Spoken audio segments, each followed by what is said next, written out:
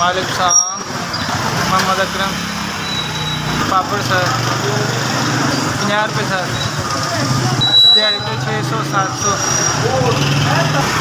मैं पंजन पाक से सर दिहाड़ी पूरी पै ही रही है समझो ने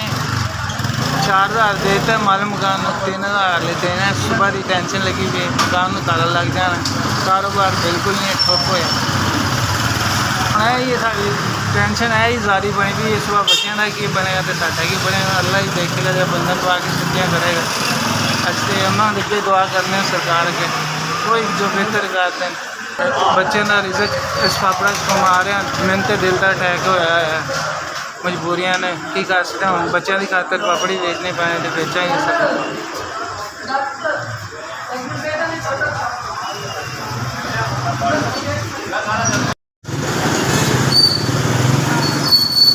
जिन्होंने मेरी मदद की है 5000 मैंने दिता है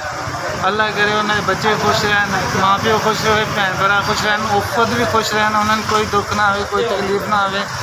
सदा 12 देखन बच्चे भी उन्होंने तो खुद भी 5000 मिले जितों भी आया जिन्होंने दिता है बस रब उन्होंने भला करे